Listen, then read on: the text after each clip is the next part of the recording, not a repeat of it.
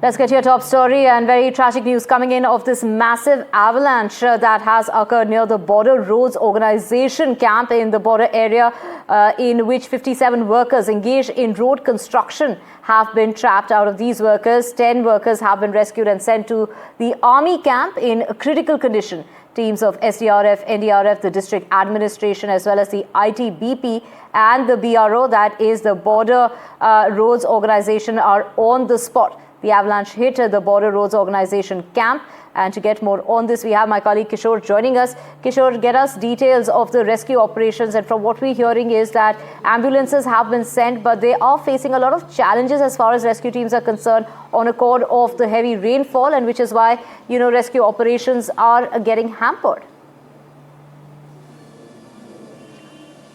बिल्कुल उस जगह पे जहाँ पर ये एवलांच आया है वो काफ़ी हाई एल्टीट्यूड वाला इलाका है और बॉर्डर का इलाका है। ये माना गांव बद्रीनाथ से करीबन 3 किलोमीटर आगे एक माना गांव जो सबसे आखिरी गांव है, वहाँ पर ये एवलांच आया है। बीआरओ का एक कैंप था और फिलहाल रेस्क्यू ऑपरेशन लगातार जारी है। एक स्पेशल टीम एसडीआरएफ की जोशीमठ से हेली से गए क्योंकि पूरा रास्ता 20-22 किलोमीटर बर्फ़ से ढका हुआ है। इस वक्त हम डिजास्टर मैनेजमेंट के ऑफिस में हैं, जहाँ पर लगातार इसी चीज़ को लेकर यहाँ पर डिस्कशन चल रहा है कि ऐसे रेस्क्यू ऑपरेशन को और बढ़ाया जाए। तमाम यहाँ पर अधिकारी मौजूद हैं। हमारे साथ डिजास्टर मैनेजमेंट के सेक्रेटरी विनोद सर है। सर, अभी फिलहाल क्या डिटेल और कितने लोग वहाँ पर दबे हुए और कितनों को रेस्क्यू किया गया है? जो सूचना है, कुल 57 लोग थे जिसमें से 10 को निकाल लिया गया है। लगभग हमारे 60 से 65 लोग वहाँ पे रेस्क्यू में लगे हुए हैं, वो काम कर रहे हैं वहाँ पे। कुछ लोग भागे हैं, कुछ लोग दबे हैं, तो एग्जैक्ट सूचना की कम्युनिकेशन नहीं हो पा रहा है वहाँ पे। काफ़ी दूर है इलाका और वहाँ कम्युनिकेशन नहीं है, जो कि बद्रीनाथ के आगे है और वहाँ तक रास्ता बंद है पूरा का पूरा। बरसात वगैरह के कारण रास्ता ब्लॉक हुआ है, कम्युनिकेशन नहीं है वहाँ पर, इसलिए अभी हम नहीं बता पाएंगे कितने लोग क्या है पोजीशन। 10 लोगों को निकाला गया, ये पोजीशन है। सर, कौन कौन रेस्क्यू में है? रेस्क्यू में वहाँ पे हमारा आसाम रेजिमेंट के लोग हैं और ITBP के लोग हैं, वो लोग मौके पे हैं। करीब 65 लोग हैं, वो काम कर रहे हैं। बाकी लोगों को हमने आर्मी के, ITBP के, BRO के और SDRF के लोग जोशीमठ से रवाना हो गए हैं मौके के लिए। सर, रास्ता क्योंकि बंद है, हनुमान चट्टी से बताया जा रहा है, बर्फ़ बहुत ज़्यादा है, वहाँ जाना आसान नहीं है। और BRO से बात हो गई है, BRO रास्ता खोलने की कार्रवाई कर रहा है।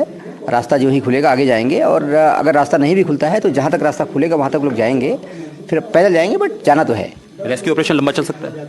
अभी हम कुछ कह नहीं सकते क्योंकि वहाँ पे काफ़ी लोग मौके पर काम कर रहे हैं, तो थोड़ा सा इंतजार करिए। हमें बहुत जल्दी सारी चीज़ें क्लियर हो जाएंगी, और क्योंकि वहाँ पे 60 से 65 लोग काम कर रहे हैं, तो हम उम्मीद करते हैं कि जल्दी हम रेस्क्यू कर लेंगे। ये थे डिजास्टर मैनेजमेंट के सेक्रेटरी विनोद सुमन, जिन्होंने बताया कि किस तरीके से वहाँ पर रेस्क्यू ऑपरेशन चल रहा है, वहाँ पर किस तरीके से टीमें भेजी जा रही है। क्योंकि ये जो इलाका है ये बॉर्डर का इलाका है, इसके बाद इंडो तिब्बत बॉर्डर लगता है। और ये सामने अगर तस्वीरें देख सकते हो कि ये पूरी तरह मॉनिटरिंग की जा रही है केदारनाथ की भी, और लगातार पहाड़ों पर इस वक्त बारिश हो रही है। सबसे जो दिक्कत ये है कि बारिश हो रही है, उस समय हेलीकॉप्टर को फ्लाई करना बहुत मुश्किल है। और इसके अलावा जो बर्फ़बारी हुई है, मेट डिपार्टमेंट पहले ही बता चुका था कि किस तरीके से बर्फबारी हो सकती है 3000 मीटर से, और जहां पर ये घटना हुई है वो 3000 मीटर से ऊपर का इलाका है, और वहां पर एक बड़ा एवलांच आया था जिसमें एक बड़ी घटना हुई है। फिलहाल 10 लोगों को सुरक्षित निकाला गया है। इसके अलावा अभी रेस्क्यू ऑपरेशन लगातार चल रहा है और BRO को एक आदेश दिया गया है कि तुरंत वो सड़क खोले ताकि सड़क के द्वारा भी वहां पर जाया जा सके। जी राइट किशोर, जो हमें पता चल रहा है कि जो लोग लेके भी जो निकल पाए हैं, the people who have managed to escape are also in critical condition. So a lot of fear, particularly given the fact that the road to the affected area is feared to be closed. The workers that were employed here were from a private contractor, and ये जो workers थे ये road construction work में लगे हुए थे। आप जरा डिटेल्स बताइए, क्या काम चल रहा था? बिल्कुल, ये जो एक प्राइवेट कॉन्ट्रैक्टर था उसके ये वहाँ पर लेबर थी। चूँकि ये भारत और तिब्बत वाला इलाका बॉर्डर है, वहाँ पर BRO जो बॉर्डर रोड ऑर्गेनाइजेशन है वो काम कर रहा है। वहाँ पर लगातार सड़क का काम चल रहा है। इसके अलावा बद्रीनाथ मास्टर प्लान का भी काम चल रहा है, तो वहाँ पर मजदूर 12 महीने रहते हैं और लगातार काम करते हैं।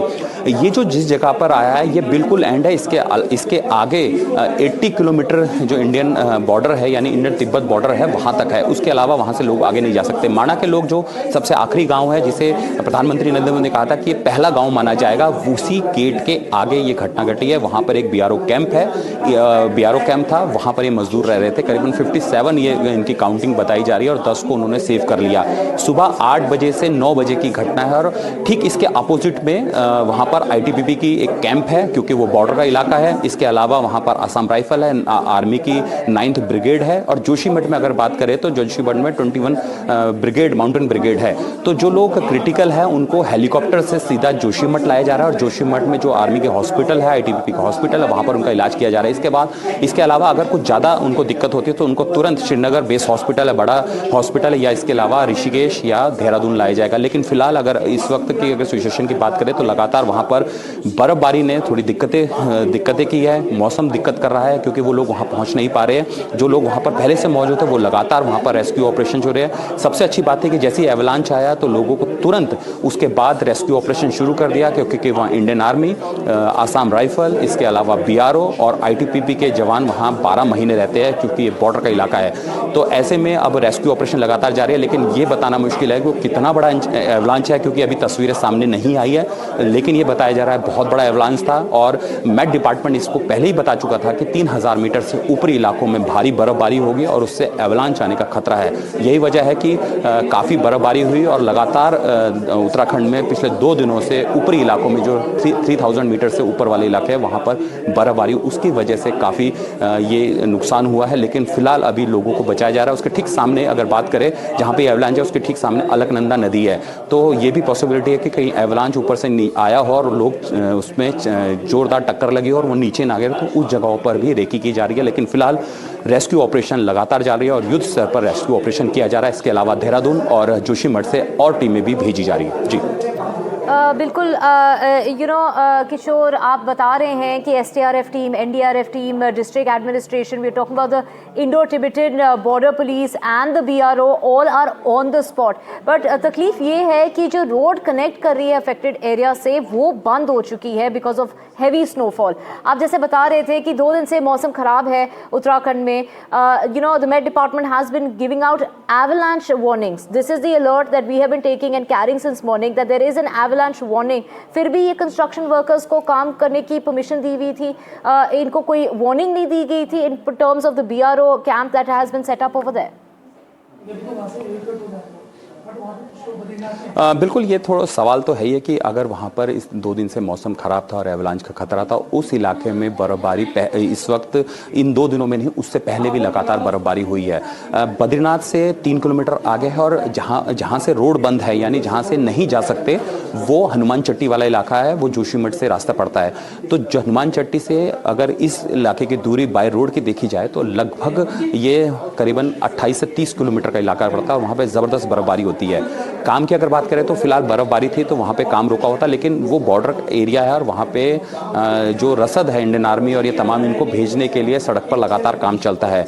ये ज़रूर है, इस पे जांच के बाद ही पता लग पाएगा, क्योंकि इस मामले में जांच ज़रूर बैठेगी कि जब एवलांच का खतरा था और जिन जगहों पर ग्लेशियर और एवलांच टूट के आते हैं उन जगहों पर इनको नीचे रहने की क्यों परमिशन दी, इनको उस समय हटाकर दूसरी जगह पर क्यों नहीं लाया गया, और अब जब इतनी बड़ी घटना घटी है तो इसके बाद जांच जरूर बैठेगी। लेकिन फिलहाल इस पूरे मामले में आईटीबीपी, इंडियन आर्मी, इसके अलावा असम राइफल, बीआरओ, ग्रिप जो वो भी सड़क बॉर्डर पे सड़क बनने का काम करते हैं, या फिर इसके अलावा जो एसडीआरएफ, एनडीआरएफ, जिला प्रशासन, मेडिकल टीमें सभी वहाँ पर लगातार रेस्क्यू ऑपरेशन चल रही है। फिलहाल जो हेलीकॉप्टर से कई टीमें वहाँ पर भेजी गई है। जी बिल्कुल किशोर, उत्तराखंड के चीफ मिनिस्टर ने भी सोशल मीडिया साइट एक्स पे मैसेज भेजा है कि बड़े सैड न्यूज़ है that they received about many workers being buried under avalanche during the construction work, given the fact that the मौसम let's just listen in to what the chief minister Pushkar Dhami has to say. तैयारियां यहाँ पर कर ली गई हैं, ambulance से लेकर ITBP की मदद ली जा रही है, अन्य संस्थाओं की मदद ली जा रही है। आपदा प्रबंधन विभाग हमारा पूरी तरह से सक्रिय, जिला प्रशासन भी, और हम लोग स्वयं सभी लोग लगातार संपर्क में हैं और हमारा प्रयास है कि सभी को सुरक्षित जल्दी से जल्दी बाहर निकाला जाए। Of course, so we just heard the Chief Minister of the state saying that there are efforts underway in order to rescue all the workers who are trapped inside, and this is due to the avalanche. There were 57 workers in all, of which 10 workers have been rescued. However, they also are said to be in critical condition. If Kishore can get us details. Kishore, जिन लोगों को बाहर निकाला गया है, जिनको लेके गए हैं, उनकी भी कंडीशन ठीक नहीं लग रही है. अगर आपके पास कोई हेल्थ अपडेट है regarding those who have been rescued, and given the fact that there are many challenges up ahead, because heavy snowfall is going to continue in the course of the day today as well. कितने time तक ये मौसम खराब बना रहेगा? देखिए, मौसम जो मेट डिपार्टमेंट का अलर्ट था उसके हिसाब से आज शाम तक ये मौसम इस तरीके से बना रहेगा. हो सकता है कि रात को भी बर्फबारी हो, लेकिन 1 मार्च को ये मौसम ठीक हो जाएगा. लेकिन एक चैलेंज और है कि 3 तारीख से फिर से मौसम खराब होने वाला है. अब रही उनकी बात, जो लोग वहाँ से रेस्क्यू किए गए हैं उनकी कंडीशन को देखकर, क्योंकि अभी तक जानकारी पूरी तरह से नहीं आ रही है. डिपार्टमेंट अगर डिजास्टर मैनेजमेंट की बात करें, वो भी लगातार संपर्क में है. फिलहाल उनको जो पास के हॉस्पिटल है उनमें शिफ्ट किया जा रहा है. ग्लेशियर जब आता है, चूँकि ग्लेशियर अगर जब एवलांच आता है तो वो एवलांच अपने साथ सिर्फ उसके साथ हज़ारों टन बर्फ़ नहीं रहती, बड़ी मात्रा में बर्फ़ नहीं रहती. उसके साथ बड़ी तरह से कंक्रीट यानी मिट्टी, पत्थर और बड़े बड़े बोल्डर्स रहते हैं जो सबसे ज़्यादा नुकसान करते हैं. वो एक बड़ी वजह है जिसकी वजह से दुर्घटना ज़्यादा होती है. और चूंकि एवलांच देखना पड़ेगा कि किस लेवल का आ रखा है, क्योंकि अगर ज़्यादा बड़ा लेवल आ रखा है तो संभवतः ये माना जाता है कि इसका इम्पैक्ट बहुत ज़्यादा होगा. तो अब उसका इम्पैक्ट किस तरीके से है उसकी तो उसमें लगातार जांच की जा रही है और उसमें देखा जा रहा है कि लोगों की बचने की संभावना कितनी है. लेकिन ये अच्छी बात थी कि वहाँ पर तमाम जो रेस्क्यू टीमें यानी ITBP का कैंप था, आसाम राइफल थी, 9th ब्रिगेड थी वहाँ पर, इसके अलावा BRO की टीम थी. तो यानी वहाँ पर काफ़ी सारे जवान थे और जो तुरंत सुबह 8 और 9 बजे की घटना बताई जा रही है, तुरंत वहाँ पर वो पहुँचे और उन्होंने लगातार रेस्क्यू ऑपरेशन शुरू कर दिया. तब जाकर ये 10 लोग रहे. लेकिन अब 47 लोग किस जगह पर है, वो कितने नीचे दबे हैं या फिर छिटक के दूसरी साइड यानी अलकनंदा जो नदी है उसकी दूसरी साइड ना पहुँच गए हो छिटक के, क्योंकि जिस तरीके से एवलांच आता है उसकी स्पीड, उसकी पावर और उसके साथ जो बड़े बड़े बोल्डर्स और कंक्रीट आते हैं वो ज़्यादा नुकसान करते हैं. तो अब इस पूरे मामले में लगातार जाँच चल रही है, रेस्क्यू ऑपरेशन भी चल रहा है और इस बात को देखा जा रहा है कि लोग ज़्यादा छिटके ना हो, लोग ज़्यादा दूर ना गए हों. और फिलहाल रेस्क्यू ऑपरेशन अगर थोड़ा लेट चलता है यानी ज़्यादा समय लेता है तो दिक्कतें ज़्यादा बढ़ सकती है. बहुत सारे challenges हैं. Let's just listen into what the Disaster Management Secretary Vinod Kumar Suman had to say to Kishore. Kishore, do stay with us. Let's listen in first. अभी फिलहाल क्या डिटेल और कितने लोग वहाँ पर दबे हुए और कितनों को रेस्क्यू किया गया है? जो सूचना है, कुल 57 लोग थे जिसमें से 10 को निकाल लिया गया है. लगभग हमारे 60 से 65 लोग वहाँ पे रेस्क्यू में लगे हुए हैं, वो काम कर रहे हैं वहाँ पे. कुछ लोग भागे हैं, कुछ लोग दबे हैं. तो एग्जैक्ट सूचना से कि कम्युनिकेशन नहीं हो पा रहा है वहाँ पे, काफ़ी दूर है इलाका और वहाँ कम्युनिकेशन नहीं है, जो कि बद्रीनाथ के आगे है और वहाँ तक रास्ता बंद है पूरा का पूरा. बरसात वगैरह के कारण रास्ता ब्लॉक हुआ है, कम्युनिकेशन नहीं है वहाँ पे, इसलिए अभी हम नहीं बता पाएंगे कितने लोग क्या है पोजीशन. 10 लोगों को निकाला गया, ये पोजीशन है. कौन कौन रेस्क्यू में है? रेस्क्यू में वहाँ पे हमारा आसाम रेजिमेंट के लोग हैं और ITBP के लोग हैं. वो लोग मौके पे हैं. करीब 65 लोग हैं, वो काम कर रहे हैं. बाकी लोगों को हमने आर्मी के, ITBP के, BRO के और SDRF के लोग जोशीमठ से रवाना हो गए हैं मौके के लिए. सर, रास्ता क्योंकि बंद है, हनुमान चट्टी से बताया जा रहा है बर्फ़ बहुत ज़्यादा है, वहाँ जाना आसान नहीं है. और BRO से बात हो गई है, BRO रास्ता खोलने की कार्रवाई कर रहा है. रास्ता जो ही खुलेगा आगे जाएंगे और अगर रास्ता नहीं भी खुलता है तो जहाँ तक रास्ता खुलेगा वहाँ तक लोग जाएंगे, फिर पैदल जाएंगे, बट जाना तो है. रेस्क्यू ऑपरेशन लंबा चल सकता है? अभी हम कुछ कह नहीं सकते क्योंकि वहाँ पे काफ़ी लोग मौके पर काम कर रहे हैं. तो थोड़ा सा इंतजार करिए, हमें बहुत जल्दी सारी चीज़ें क्लियर हो जाएंगी. और क्योंकि वहाँ पे 60 से 65 लोग काम कर रहे हैं तो हम उम्मीद करते हैं कि जल्दी हम रेस्क्यू कर लेंगे.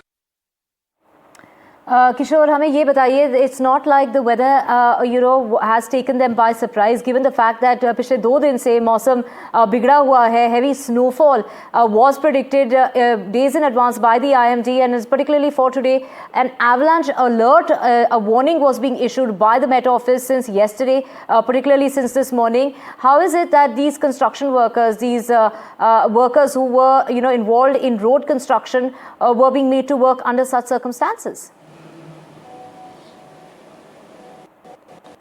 बिल्कुल ये सवाल जरूर उठा कि जब मौसम विभाग का अलर्ट था, एवलांच का अलर्ट था, हाई एल्टीट्यूड पे 3000 से लेकर 35 अलर्ट था, या फिर उन लोगों को उन जगहों पर शिफ्ट क्यों नहीं किया गया? क्योंकि उन जगहों पर पहले एवलांच हमेशा आते रहे और बड़े एवलांच आते रहे हैं.